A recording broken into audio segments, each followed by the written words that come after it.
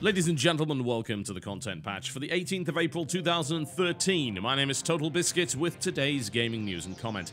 Coming up in the show, new round of Greenlight games for Steam has been announced. Ubisoft Montreal's CEO believes that the audience is ready for always-on DRM. Jobs list for DICE indicates interest in VR technology. Pikmin 3 finally has a release date, and Bethesda is moving on to their next adventure and will not be producing any more DLC for Skyrim. Valve is now on its 6th round of Greenlight games, and this time around there is a list of 18 of them. Some interesting stuff to be found here. We'll go through the list, shall we? So, it's Agarest Generations of War, Angry Video Game Nerd Adventures, Battle Worlds Chronos, City of Steam, Cradle, Dead State, Dead Trigger, Death Inc., Dreamfall Chapters The Longest Journey, L-Sword, Faceless, Frozen End Zone, Hammerwatch, Legend of Dungeon, Pinball Arcade, Planet Explorers, Rush Brothers, and Shovel Knight.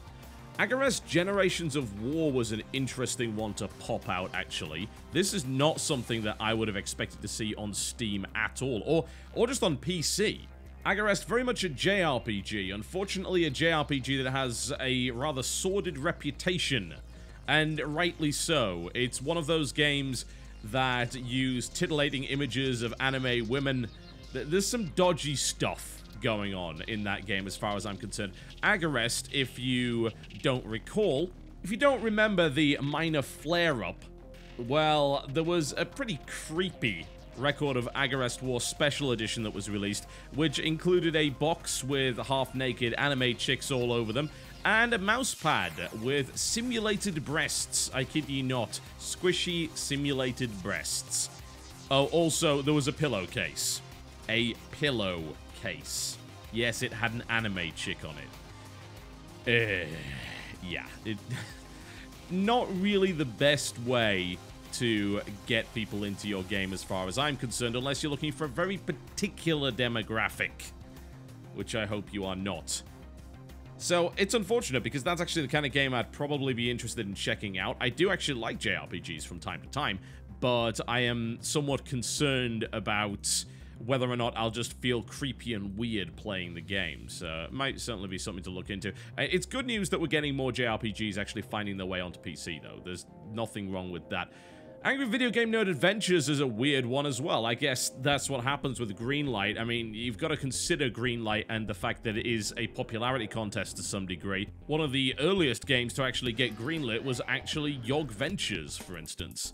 Which, to be honest, let's just be completely frank here, it doesn't have any actual merit as a game yet. We don't know whether or not it's going to be any good. I'm friends with the Yogscast, and I still have doubts about their game actually not sucking. We haven't really seen much of it.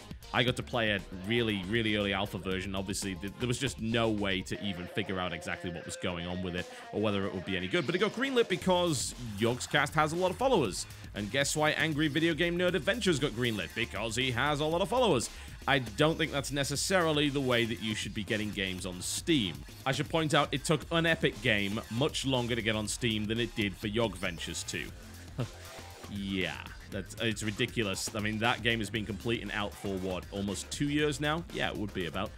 And it only got greenlit in January. So, yeah, I mean, I'm not saying that the Angry Video Game Nerd video game will be bad. It'll probably be a nice little parody. But honestly, it just demonstrates that Greenlight is not about what deserves to be on the service. It's about what a bunch of people want to be on the service in a particular fandom or one way or the other. So, I guess it's really hard to argue that that's a terrible thing, because people will just say, well, all that really matters is that people are willing to buy it, right? I mean, I guess. And it's hard to argue with that, isn't it? It really is very hard to argue with that. People want it, so it should be on the service. Yeah, but it's taken till Greenlight for this to actually happen. There's been plenty of other games that didn't get on the service for whatever reason. Other stuff, City of Steam, always good. I mean, why would City of Steam not be in Steam? That's a pretty promising looking indie MMO, and it's fairly rare to actually find that.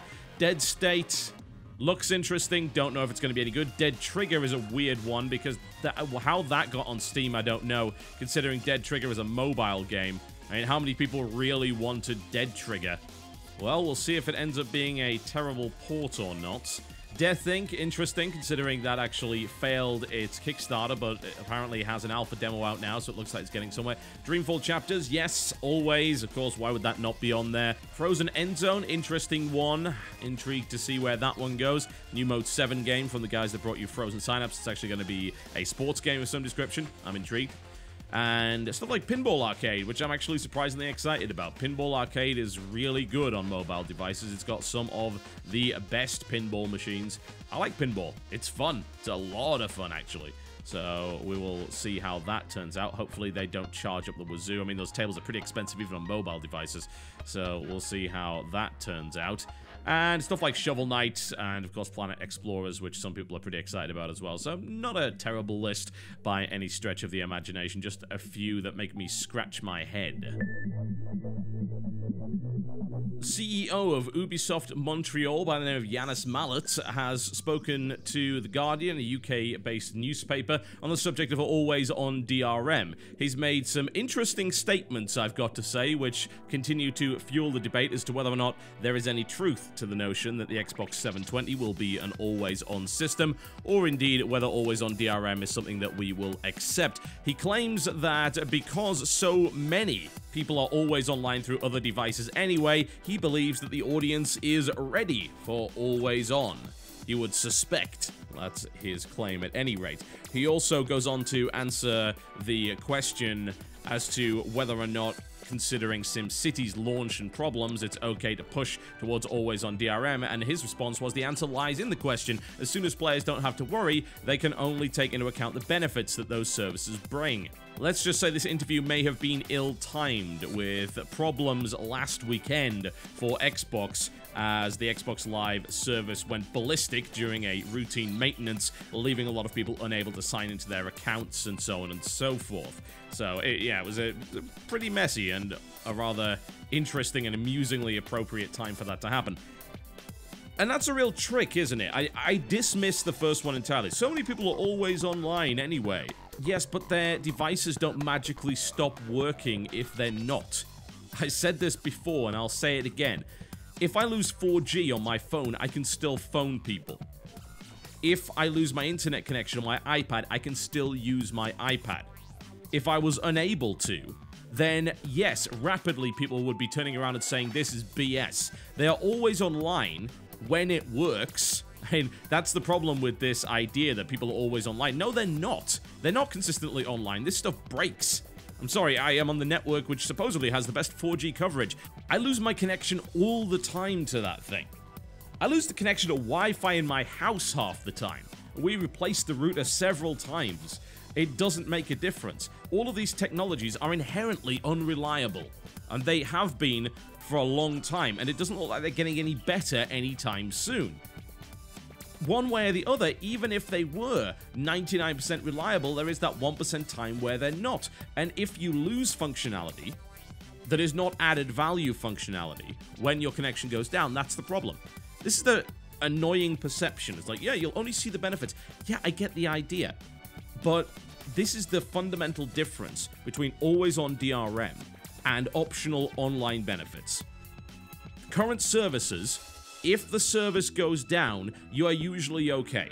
You lose some benefits, but you can still use your product or your device in some way. As soon as you go always on, you cease to be able to do that. When you make your console always on, you open up gigantic possibilities for things to go wrong. Ubisoft of all people should not be preaching this. Let's talk about Ubisoft for a second. Ah yes, the release of Assassin's Creed 2, where for days at a time, people were unable to play their game. Why? Because always on DRM. Enjoy that. Apparently, they were DDoSed. Alright, so here's a problem. Your servers, which I have no control over, were getting DDoSed. You couldn't handle it. As such, I can't play the game that I legitimately bought. Right, here's one problem. I can't control your servers.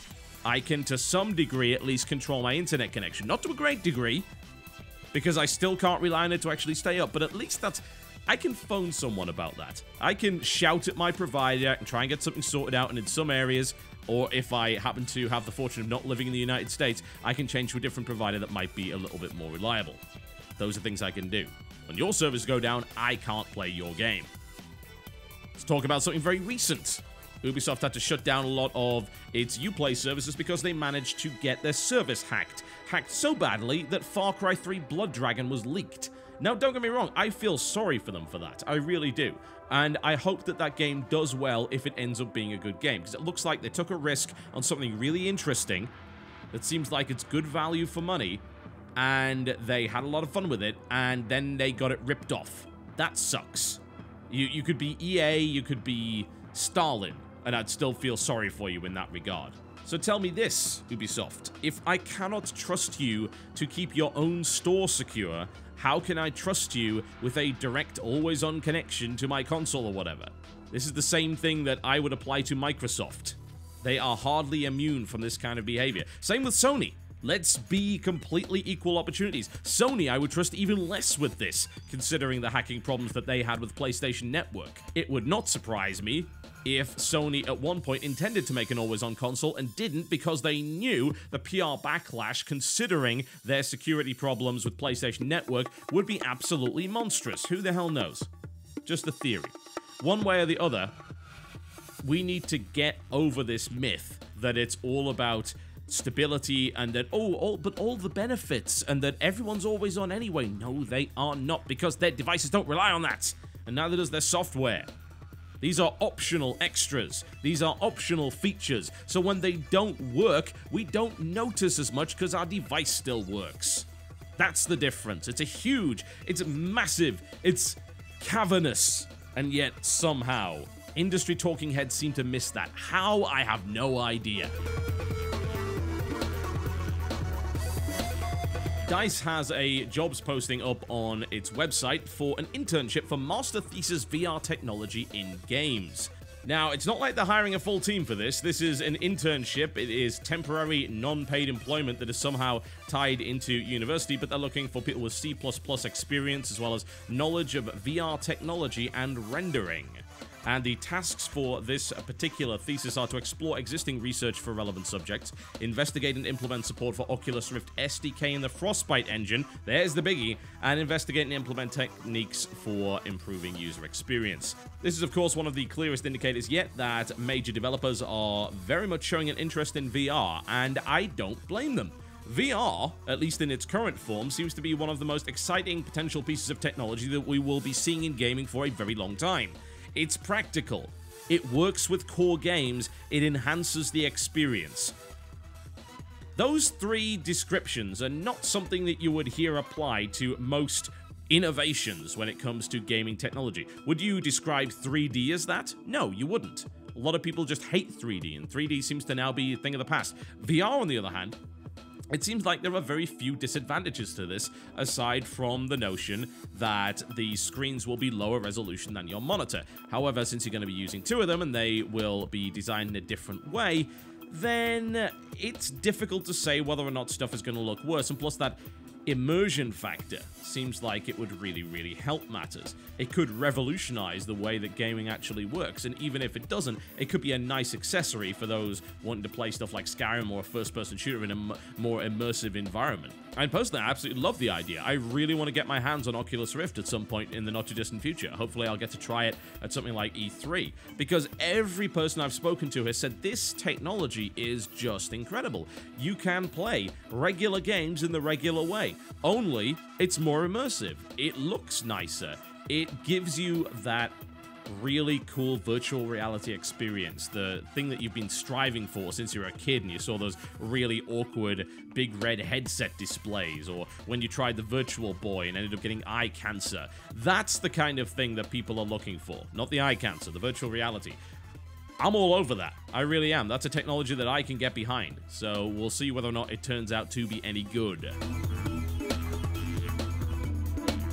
How long has it been since people started crying for a killer app for the Wii U? Maybe it was since day one of launch. Well, Pikmin 3 was supposed to be a launch title for the Wii U and then disappeared off the face of the planet. However, it has now been announced that Pikmin 3 will in fact be hitting the Wii U on August the 4th. As Nintendo seems to have joined the 21st century and likes the internet now, it will be available simultaneously as a disc as well as an online download. Now, I should point out that when I say launch title, I don't mean day one. It was part of the launch window, which was anywhere up until March 2013. Needless to say, it missed that by a country mile. Admittedly, Nintendo is all about that, really. They are of the belief that a rushed game, an unfinished game, is bad forever, and as long as you take enough time, you can make a good one, and I don't disagree with them, certainly. Unfortunately, no one else is making games for the system right now, at least not stuff that's really worth buying, and their sales figures have been showing it. The Wii U sold a paltry amount in March. It was incredibly bad. It was behind the Wii itself. A new console, the thing which should have been the biggest thing on the market, according to analyst estimates, sold 55,000 units in March, and 85,000 units of the Wii were sold. That is fairly dreadful. Obviously, those are just US figures, but it doesn't look any peachier for Nintendo anywhere else in the world either. There simply is no reason to buy that system right now. There are not enough good games, and there is certainly not one big killer app in order to sell it. Zombie U was not that killer app. I'm sorry, it wasn't. It was a fun game, had its problems, had some innovation in it, but not a killer app, not a reason to own that system. Nintendo Land was certainly no Wii Sports in that regard. And then you got Monster Hunter 3 Ultimate, which, yes, while a good game, unfortunately, is also an update of one that already exists. It's like trying to sell a PlayStation Vita on Persona 4 Golden. You cannot just do that. Great game, but you need original IP, or you need iterations of already existing successful franchises. You need your Smash Brothers, you need your new Zelda game, you need your new Metroid game, and the Mario game they put out was a 2D one, which unfortunately I think people are getting absolutely sick of. If it was Mario Galaxy 3, maybe it would have been a different matter, but it wasn't. I want to like my Wii U, I really do. I want a reason to play it, but aside from Monster Hunter, there isn't one right now. And it needs one. It needs one desperately. Will Pikmin be that? Or will we see some third-party game or Nintendo first-party title pop out before that? It's not looking likely. Looking at the next few months for Wii U releases is not a pretty sight. Forthcoming releases for the console include Lego Batman 2 DC Superheroes. Yeah, it's only about a year old, maybe older than that. Fast and the Furious Showdown Sniper Elite 2. Oh, wonderful. That's what we needed, surely. No, we need that killer app. We certainly do not have it yet, and I am waiting with bated breath. I'm just hoping I don't have to wait till August, but looking at the list, it's likely that we will. And finally, on Bethesda's blog, they have announced that they are moving on to their next adventure, and they are finished with DLC for Skyrim. That is, of course, after 3 pieces of DLC, that being Dawnguard, Hearthfire, and, of course, Dragonborn. This is, of course, a surprising turn of events, considering what they did with Oblivion, where they released a large number of pieces of DLC, including the infamous horse armor, which certainly didn't really win them any friends, although did create a running joke that will never, ever die. So thank you to Bethesda for that one. They claim they're going to be doing minor updates in terms of bug fixing and so on and so forth with Skyrim, but they are moving on to their next adventure. Alright. I'm kind of surprised that we didn't see more DLC, honestly. Admittedly, the 2 pieces, I'm not counting Hearthfire, that's barely even a thing. The 2 pieces of DLC that they did release were substantial in terms of content. But I feel that they could have gone on for longer with it. I guess I respect them for not doing that. It seems like they could have repeatedly milked it with DLC for the next few years, but no, they just want to get on to the next game and they want to kind of leave this one behind. Alright. I guess that's admirable to some degree. I don't really have too much of a problem with that. I guess some people were a bit disappointed because there were rumors that they would be able to explore other parts of Tamriel, but I guess Morrowind and Dragonborn will have to do. Well, hey, there you go. So if you want more content, you're going to have to rely on modders. Thankfully, they did implement full Steam Workshop support as well as plenty of mod tools for that. So there's one thing you can say about Bethesda. I mean, I'm not the biggest fan of their games. I feel that they are often mechanically very flawed. But 1, they create amazing worlds, and 2, they often allow modders to make some awesome things with them. So I would expect a couple of years down the line to see Skyrim with a good combat system. Maybe it'll take longer than that. Alright folks, that pretty much wraps me up, but of course before I go, it is time for me to give you your OC Remix track of the day. How much are they paying you to sell out to this free non-profit remix site? Millions. It is millions. So many millions, in fact, that I would have to keep them in a money bin, where I could swim through them in greedy glee. And that's very appropriate, considering that today's remix comes from Norg. DuckTales Remastered is on its way, as you are well aware. This is a track that has been remastered indeed. A very famous theme, the Moon theme, is featured in this particular remix, which is very much guitar-based, and it is called A Harden the Duck Up.